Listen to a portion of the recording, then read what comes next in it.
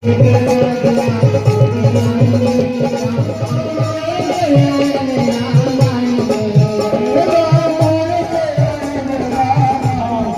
करके राम के चरित्र को अपनाए और राम कैसे मेरे घर में बने, यह जो काज करके दिखाए वही भागवत कथा का महत्व समझेगा, नहीं तो नहीं।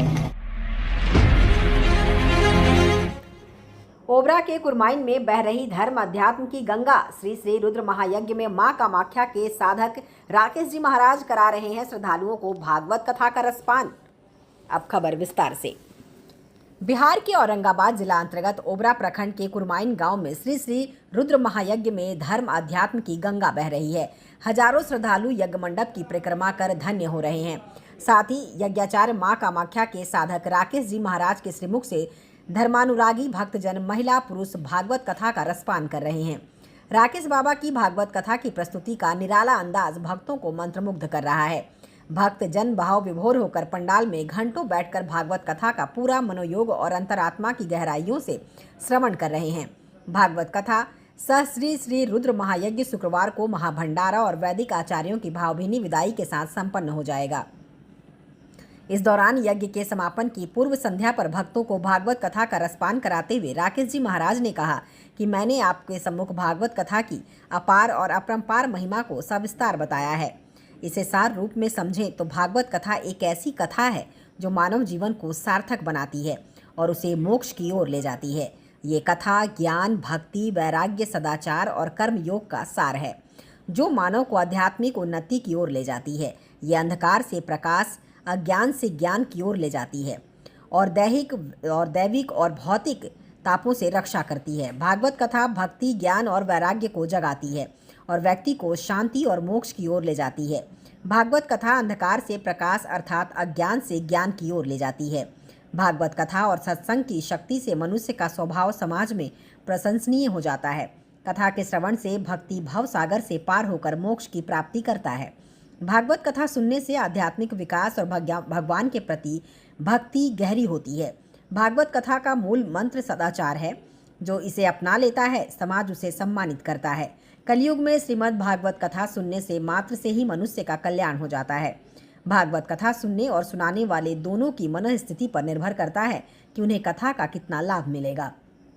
यदि मन स्थिति शुद्ध और निस्वार्थ होती है तो कथा का पूर्ण लाभ मिलता है और व्यक्ति को शांति और मोक्ष की ओर ले जाता है। आगे नगर भ्रमण करके शंकर जी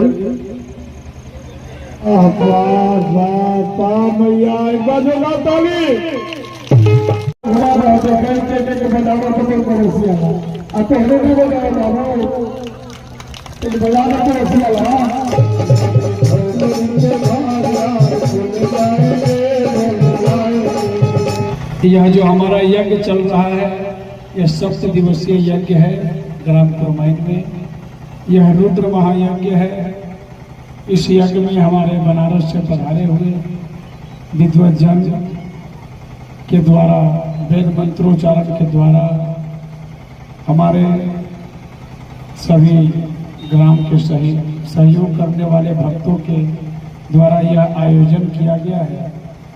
मेरा आयोजन कराने का पहला उद्देश्य होता है, मंदिर का निर्माण तो है ही, लेकिन आज कलयुग की कथा की आवश्यकता है।